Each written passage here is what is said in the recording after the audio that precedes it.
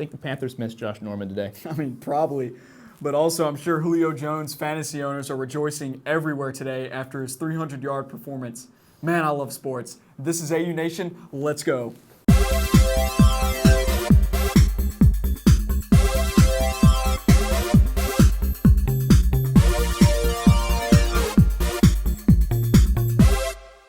Hello, welcome to AU Nation. Each week, we bring together members of the Auburn Student Media Group and discuss the latest topics in sports. I'm Noah Gardner. And I'm Carter Gustin. Thanks to our producer, JJ Jackson, and our co-host, Evan Blank, who couldn't join us today because he's guarding the Patriots footballs anticipating Tom Brady's return. On today's show, we'll predict the week's biggest games, answer some trivia questions, and finally fill in some blanks.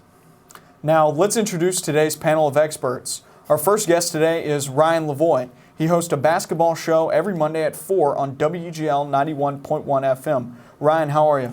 Doing well, guys. It was a great weekend of college football. We learned anything can happen. Really excited to talk about it with you guys. Hey, it's great to have you here on the show again. Next up is Jared Dillard. Jared spent all of last year producing this show before handing over the reins to JJ Jackson. Jared, how does it feel being on the show for the first time rather than producing it? Do you ever have a daughter and you see her going to the sunset? No. And okay. Not yet. Not yet. Do you? We don't talk about that. But that's what it feels like.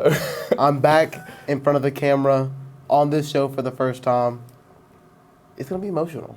Be emotional. Okay. Be emotional. Today we're going to get started by making some game picks. We begin in baseball. Yesterday, as we saw the end of the MLB season, which means it's time for the playoffs. Tuesday night, the Orioles traveled to north of the border to play the Blue Jays in the American League wildcard game. Ryan, who do you got? I've got the Blue Jays. That atmosphere at Rogers Center is second to none in the postseason. They finally got their bats healthy. They struggled a little bit down the stretch. They allowed the Red Sox to pass them. Red Sox got on fire in September. But I think that hitting is going to be good for clutch at-bats. They're very patient, which will really wear on an opponent's staff. And so I've got a couple clutch hits, a couple clutch homers. So I've got the Blue Jays. Although it will be a high-scoring game because Baltimore can certainly slug every bit as much as Toronto can. But I think that home field advantage will help the Blue Jays out. Yeah, I'm going to take the Blue Jays as well. I think the common denominator here is both teams can hit. The difference maker is going to be who can pitch. And the Blue Jays have been the better pitching team this year, in my opinion. I think that in this game, it really favors them. And in the postseason, you got to look at who can pitch better. Those are the teams that go deep into October. And I really think the Blue Jays in this game, that favors them. So I'm going to take Toronto.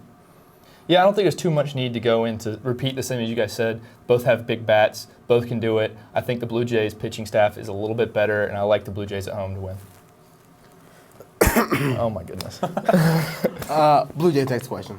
Next question. Yeah, Blue Just Jays. simple as that. That's it. All Yeah. right, well, moving on. Wednesday night, the Giants traveled to the Big Apple to play the Mets in the National League wildcard game. Ryan, who you got? Well, I cannot go against Madison Bumgarner.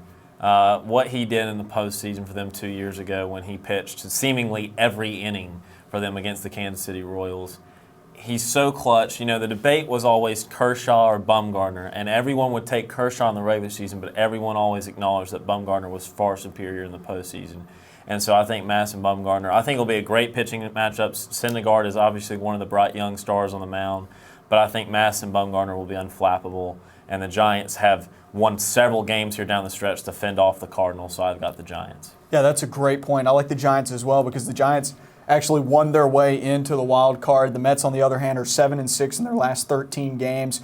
You pointed it out, the Giants' better pitching team all throughout the show. When we're picking these baseball games, I'm going to take the better pitching, and right now that is clearly San Francisco, so I've got the Giants. Yeah, I like the Giants as well. Giants, they've already started that playoff mentality. You guys are right. They had to play out. They had to win their position in. And also, it's an even number year. So I just really like the Giants. Pitching staff, Bumgarner is lights out, as he has been for several years. I think the Giants got this one. Giants are going to win by 5. That's it. I mean, Quick picks. Wow. it is the playoffs. It's an even year. If the San Francisco Giants made it, it's all over. There you go. So, I mean. Well, there you go. Moving on from the baseball diamond to the gridiron, Saturday afternoon, 9th-ranked Tennessee travels to College Station to play the number 8-ranked Texas A&M Aggies. Who you got? Great game. It's in College Station, which is a great environment.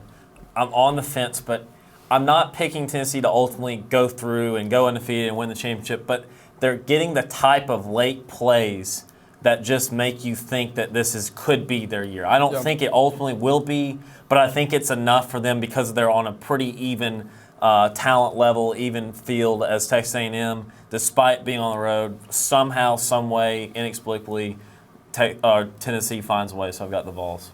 Yeah, I mean, I think you read my notes before the show. No, you just heard all your Tennessee hot takes. is. That's all it Oh was. yeah, Tennessee by far is winning games close. They haven't looked pretty in a lot of games. I mean, you talk about it every week. We argue about it every week. We do. But they're finding ways to win games in the SEC, and they just found a way to win a game in the SEC on the road. And what I would argue is the toughest environment to go and win on the road in the SEC East. Now they're going to a really tough place to win over in the West with College Station, but I think Tennessee's kind of got their mind straight, and they're going to go out there and get the W. All right, I'm going to try not to provoke you too much because I know you don't like it when I say boy. Well, what's coming up later, we'll have plenty of time to We'll argue get into about it this. a little Yes. bit later, but I don't like the Tennessee Volunteers. Really? There's no secret. That's news to me. There's no secret. I have made that very public. I don't like the way they're playing. It looks inexperienced. Doesn't look well. You're got a good point there that College Station is a hard place to play, and Texas A&M is getting better and better with week in, week out. I feel like, except last week they were all right. Last week it looked like they took a step back. They take a little bit of a step back, but I like Texas A&M back at home. Get Tennessee, a big team coming in, big Saturday football game. I like Texas A&M Aggies. Another quick pick? Or? No, Texas A&M is going to throttle Tennessee. Throttle. I'm trying to use the right word. I They're side going with to them. throttle. And by throttle, I mean they're going to win by double digits. I like that as well. Because Tennessee's had trouble playing 4 quarters. And it's true. In the second half, they're a lot better team, but they're going to run into a team where if you don't know how to play 4 quarters, you're going to get beat. You're exactly right. A&M is this team. Alabama, the week after, will be those teams. You can play half a quarter against Ohio, App State, Georgia, and you can win. You can't play a half against A&M.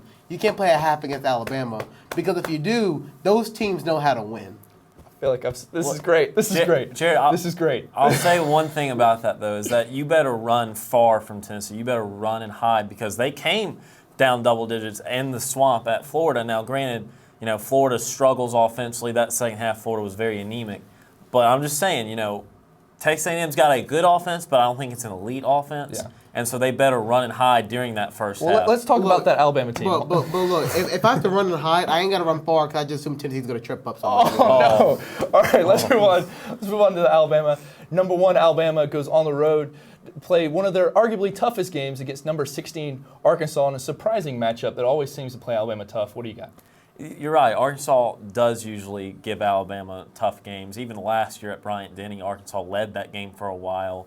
And, Arkansas, I can't really explain it because usually Alabama handles the pro-style offense well when they play LSU. Yep. So it's a little surprising that a similar offense in Arkansas does well against them. That being said, I think Alabama's too talented. Jalen Hurts and that offense has evolved a lot under Lane Kiffin.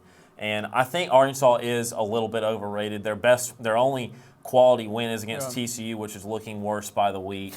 And so I'm not sure what Arkansas has. I think Alabama should have no trouble in Fayetteville. Yeah, I completely agree with that. I think Alabama should be able to literally run all over Arkansas. But with that being said, I don't know if Alabama is really as good as number 1 may indicate. I think there's a couple of teams in the nation that really could challenge for that number 1 spot. I know that they're pretty heavily favored in the AP poll with over 58 first-place votes, but I think there's several teams that could be just as good as Bama, but still Alabama will hold Arkansas off easily. Yeah, I think for the first time this year, a few weeks ago, we saw a chink in Alabama's armor when Ole Miss was able to put so many points up on them. I do think Alabama is really good. They seem to have not really missed a beat from last year this year, and they just keep on getting better as the season goes on. With Nick Saban's career, you've seen the beginning of the season, end of the season, the team gets so much better throughout the year, and they're just getting better and better. Arkansas plays them tough every year, but I like Alabama in this one by a lot. I'm going to pick Alabama as well. Arkansas does play them tough. And I will point out, Ole Miss is better than what people think they are, and their record shows. So I think Ole Miss put up a lot of points in Alabama because I think at the end of the year, Ole Miss will be in the top 10 because they are just that good. I think if Ole Miss ran into any other team, whether it's Tennessee, whether it's Ohio State, I think they can give Ohio State a run for their money. Can you remember? So they're winning out then. Ole Miss, We'll see. We'll Got a lot of We'll games see. left. We'll see. We'll A lot. see. If they're in the SEC, anything can happen. Well, the only way to get in the top 10. Auburn can show up and beat Alabama, any given Sunday or Saturday. Or Saturday. There you go. But no, let's getting back on topic. I'm going to choose Alabama. I just think they're way too good. I think their offense is really explosive. I think their defense, same as ever, hits people in the mouth. And I think Arkansas, their one quality win against TCU. And while it was a good win for their program, and while I do think they are a good team, I think that 16 ranking is a little bit too high for them. Yeah, but it is showing growth, and that's something you haven't seen in Arkansas in a while. Well, coming up, I'm going to host yet another edition of AU Nation Trivia. Who will win today? Who knows? Find out next on Eagle Eye TV, Channel 6.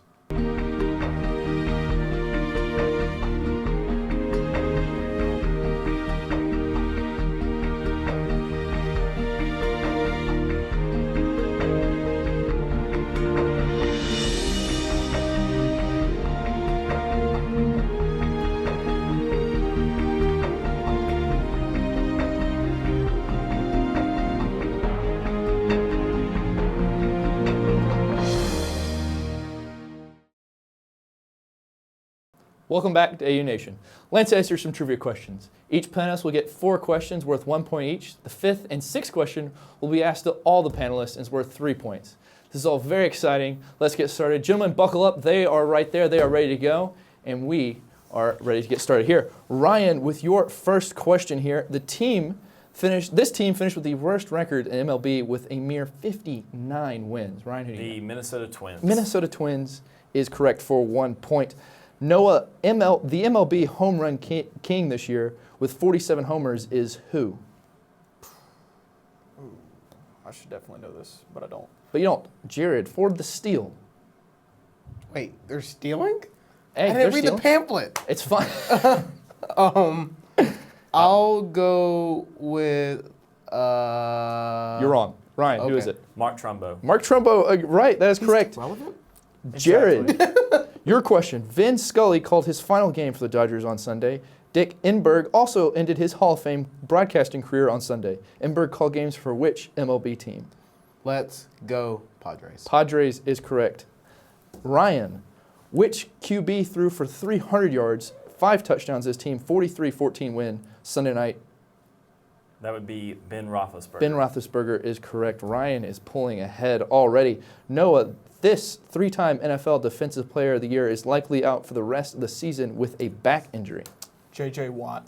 J.J. Watt is correct. Shares a name with our producer, J.J. Jackson. Jared, Poor man. Bob Bradley Not really. was United States soccer men's national team coach from 2006 to 2011. Which premier team just hired him to be their new manager?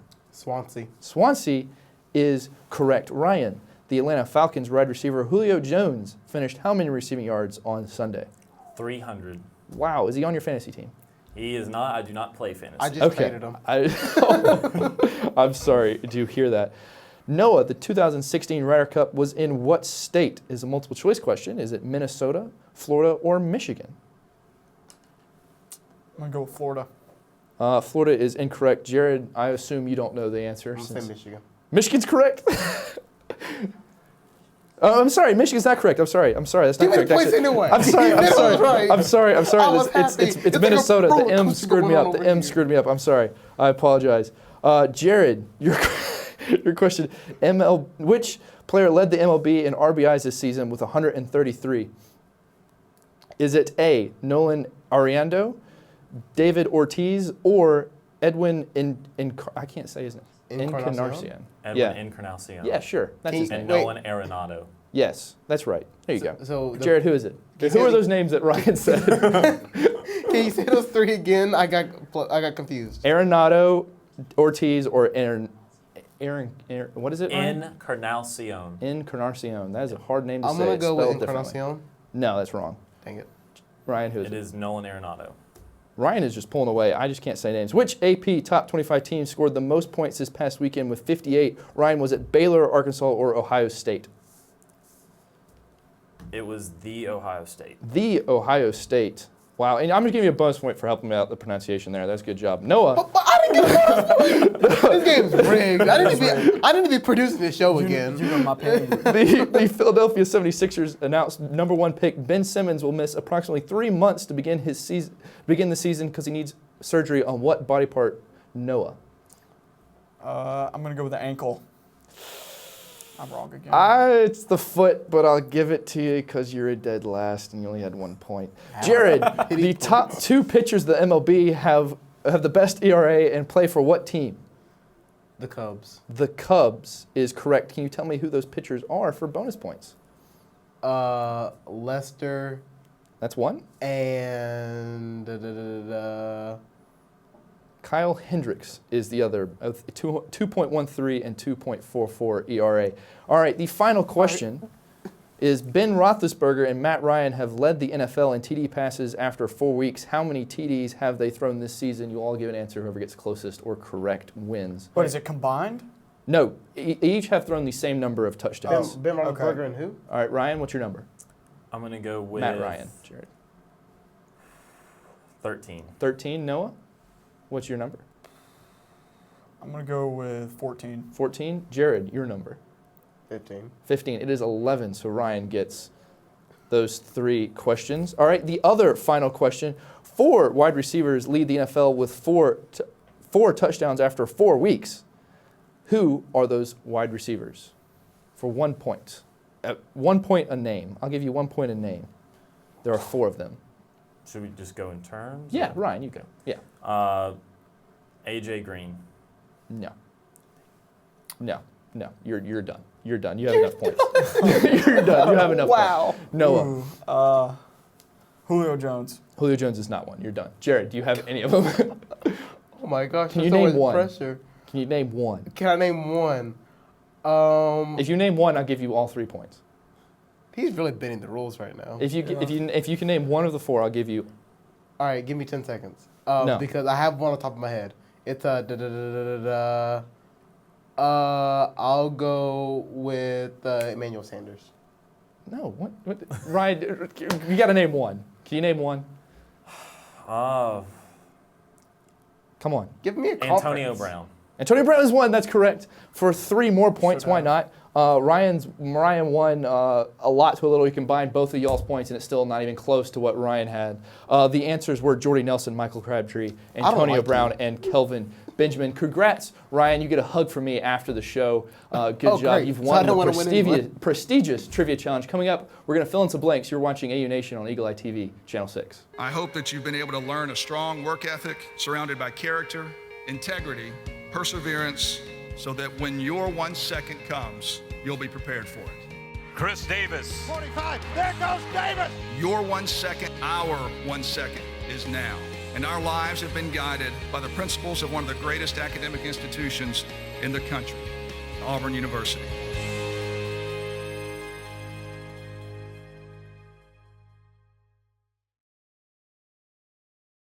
Our popular game from last season, Fill in the Blank, is back with a brand new edition. For those who have never watched, I'm going to read a sentence that is missing a word, and our job is to fill in that blank. First up, the 2016 World Series will be between blank and blank. I've got the Rangers and the Cubs. Texas and Boston is going to be a great ALCS in my opinion. But I think that with Cole Hamels and Yu Darvish, they'll be able to outpitch Boston, who has struggled pitching this year. And then I think the Cubs are just too talented. They've got hitting and pitching. The only thing that can get in their way this year is themselves, is the curse. And so Cubs and Rangers is a no-brainer for me. Yeah, you really do read my notes before these shows. Great minds think alike, Ryan. Great. And I'm going to take, I'm going to take the Cubs and the Rangers for the exact same reasons you did. The Cubs by far the best team in baseball. And if they don't get to the World Series this year, there might be something to this curse thing. Similar to kind of like how England never can win a major tournament in soccer, that you just kind of bought into it. And the Rangers, I could see anyone making the AL side of the World Series, but I think the Rangers really have the most difference makers offensively and defensively. You know, I noticed a few weeks ago, Ryan actually had the same picks as me. I think he has an issue was reading our notes. Or maybe y'all copy off of me. I'm just saying. I have the Cubbies in there. I think they're playing they are the best team in baseball right now. They're playing like it. They've shown it. They've done it all year. I like the Cubbies. I think you're right. If they don't win this year, they've bought into that curse. If they don't make it. Or they don't make it. If they don't make at it, least. for instance. My other team would be the Red Sox. I know you're going off the emotion of Big Papi's last season. I don't know what. They ended the season on a high note. Of course, losing the last game of the season, but they ended with an 11-game win streak. So I really like what they're doing, and I think, you know what, emotion of it, maybe they can just get there. Just maybe. Disclaimer for everybody watching: I am a Cardinals fan, so what I'm about to say may seem biased, No, well, but I'm taking the Red Sox and the Giants. I was expecting the Cardinals, even though they're not even in the I was playoffs. going to say, he's somehow. I would have, but I don't take hot takes like you do, man. Oh, man. So I'm going to take the Red Sox because I just think coming off Poppy's last year, a lot of emotion. It's just like when they won the last World Series, a lot of emotion again surrounding that city. Yeah. So that's gonna be that same type of environment right there. And then the Giants, they're the Giants. They just know how to win when they get to the postseason On even years. on even On years. even And guess years. what? It's 2016. It's an even year. It's an even year for people who know how to do math. But, I mean, the Giants are here. The Cubs, I think they'll make the NLCS. Wait, no, I take that back.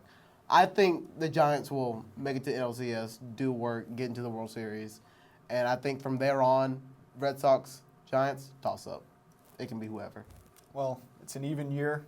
There's a curse, and it's Big Papi's last hurrah. So this postseason should be very eventful. Now let's kind of switch to college football. 5 weeks into the season, blank should win the Heisman. Lamar Jackson of Louisville. I know he just lost to Deshaun Watson head up or straight up in the Clemson game, but his numbers are so impressive, what he's been able to do for Louisville. I would like to mention, though, a dark horse that's rising is North Carolina quarterback Mitch Trubisky. He's a 76% completion percentage on the year, throwing for 340 yards a game, has not turned the ball over yet. And if North Carolina continues to rise in the rankings, expect Trubisky to rise in popularity as well. But right now, it's got to be Lamar Jackson. 28 total touchdowns is just insane for him. I've got a confession to make. I do copy him before the show. Lamar Jackson, for sure. I mean, when you have a 400-plus all-purpose yard gain and 3 touchdowns against Clemson, and those numbers seem low for him, you're the best player in college football. Newsflash, AP voters. You need to pick Lamar Jackson this year because he's going off. He's had already around 29 touchdowns on the season, I think. 28. 28. 14 pass and rush. Yes. Yeah. I mean, without him, Louisville would not be the same. Louisville would not be a playoff contender. He's by far the best player in college football. I'm going to go Jackson as well. I think you're exactly right with what you said. He's by far and above dominant, is abusing people. Secondaries, linebackers, offensive line, he runs it like nobody else. He passes it like nobody else. I do want to say, though, it hurts me not to say Christian McCaffrey because I love Christian McCaffrey. I've said it several times. But after his last performance, not doing that well, and then Lamar Jackson's just not missing a beat, even in a loss, Yeah. I really like what he's doing. Daniel Carlson. Daniel Carlson. No, but did anybody catch in our intro video before the team comes out? It's Carl Lawson. And then after Carl Lawson, a first-round draft pick, it is Daniel Carlson. What a man. What a man. What a Found man. his way into an intro video. But no, I'm going to take Lamar Jackson as well. I mean, the kid, what else can you say? He's putting up NCAA football stats that you would be playing on your Xbox. And that's what he's doing right You now. wish for those stats. I have those stats. But he's putting up those kind of stats. How do you not just sit there and be amazed by it? Yeah, he lost to Clemson, but let me tell you something. Louisville's not going to go anywhere. They didn't fall that terribly far. They're still in the playoff hunt. I mean, yeah, they lost to Clemson. He's still the most dominant, let me take that back. He's still the most exciting player out there in college football. Yeah, I mean, I don't even think this is a question considering that he scored almost 30 touchdowns and Auburn In has 5 games. Yeah, and the Auburn Tigers football team is struggled to get around 10 this year. So I mean that obviously has to tell you something. But now let's kind of switch to golf. I mean, we are all over the place. The United States Ryder Cup win is blank. Needed for golf. Golf has been declining a little bit the last few years with the absence of Tiger Woods from competitive golf. And so for the United States' sake, they needed something to rally around. The U.S. had lost 3 straight Ryder Cups. And so to get that win, and a pretty dominating win this weekend, it was needed for the sport of golf and for the United States golf. think it's huge. Huge because it's always good for the U.S. to get a win against, their across-the-channel rivals. It's a sport where all over the place, everyone's competitive, and it's good to try and, establish yourself, especially after 3 straight losses. I struggled with this one, to be honest with you guys, and I talked to you before it. I'm going to go with Olympic, because you remember back to the Olympics just a few weeks ago, or a few months ago now even, a lot of big names weren't in the Olympics in the golf, with golf being introduced this year. So, Rory McIlroy, Jordan Spieth, and the likes of them. So to see them compete, this is what the Olympics is supposed to be. This was exciting. U.S. the dominating victory. I really enjoyed it. I'm going to say what? Because I didn't know the Ryder Cup was on until yesterday. I wasn't really keeping up with sports. So I just realized it was on yesterday. And no, it's a good win for us because we haven't won since 2008. This is why it was needed for from attention from Jared Dillon. Exactly. We haven't won since 2008. I completely blanked out. Did not know it was oh Lord, this is way down. At least you're honest. At least I am honest. Moving on, back to college football, where my good friend Carter Gustin can now enlighten us all with who we already know his most overrated team in college football is, but blank is the most overrated team in college football. Oh Lord. I've got the U. I'm sorry, no, I know you really like Miami. I just don't. I get it. I really do. I think it's just because, once again, are they a top 25 team? Absolutely. Yeah. Top 20? Yeah, probably. But Top 15. maybe even top 15. But all the way up at 10, Yeah. when you've only beaten App State, your best wins against Georgia Tech by 14, once again, they're a solid team, but I think we're just jumping the gun on this just a little bit. Yeah. There's, like I said, I don't have any high complaints with them. I don't think it's atrocious. Yep. I just think it's a little bit premature. If they beat Florida State, then absolutely, but just a week or two ahead. Yeah, I'm actually going to go with Baylor. I know they're coming in at 13th, but they barely were able to get out of Ames, Iowa with a victory over Iowa State. I mean, it was 3 points, and Iowa State's not looking good this year. Not to mention they didn't play anyone in the non-conference either, and I have no respect for teams in the Big 12 who don't play in the non-conference because you already don't have a conference championship game. And then to go off of that, they didn't really beat a lot of their non-conference opponents that soundly, and the fact that they're coming at 13th with just wins over Oklahoma State and Iowa State, I just don't see it. I'm ready. Someone ring the bell. The Tennessee, the Tennessee Volunteers. You mentioned about Miami only having a not good quality, having a good quality win against App State. It took Tennessee overtime to beat them, and then Ohio, and then what they did against Florida, playing only a half against Florida. I mean, the first half was it was atrocious. Needing a Hail Mary to beat Georgia, a Georgia team that you've even described as a dumpster fire. Auburn needed a Hail Mary to beat Georgia a couple Yeah, I know, years but ago. I would not say that's not a quality win. And Georgia is a better team than. Georgia is awful. And Tennessee barely beat them. And they're a top 10 team. They're not playing like a top 10 team. They're playing barely like a ranked top 25 team. Well, They don't have any quality wins. They have ample opportunity to No show. quality wins? They have ample opportunity. No quality They have wins. not played well enough to show. They have not given a good performance yet. No quality They have wins. not given a good performance yet. They have not shown a two full ranked game. wins. And then a win against another team who now has entered the polls in Virginia Tech. They didn't show up in the first half three against quality Florida, wins. and they barely But scraped they past won. an awful Georgia They team. won. An awful Georgia team. Jared, who do you got? This is awful. Me and That's Roger stunk. looking at each other That's just like, stunk. help, Look at help. the time. Jared, who do you got? Put the fire out. Who do you got? I'm not gonna lie. When I saw this question last night, I almost said Tennessee as well. But I'm not going Tennessee. No. I'm gonna say Miami because they're a good team. Top 10, I don't know. It's like what I said about Washington a couple weeks ago. Like, why is Washington in top 10? What did they really do? And then they beat Stanford, and I'm leaving them alone now because, all right, you showed me what you can do. You beat Stanford. You didn't beat them. You demolished them. And you did it well. You're a top 10 team now. It's kind of like Miami. Miami, they got the game against Florida State. It's not as big as I thought it would be like a couple weeks ago because Florida State was still, really good. But this is a statement game for them. I think they're just a tad bit higher. My second team would have been Baylor. My third team would have been Tennessee. So all three of the teams, I thought about all three of those teams. There you go. That's it for this week's show. Thanks for watching. We will see you again next week. Peace.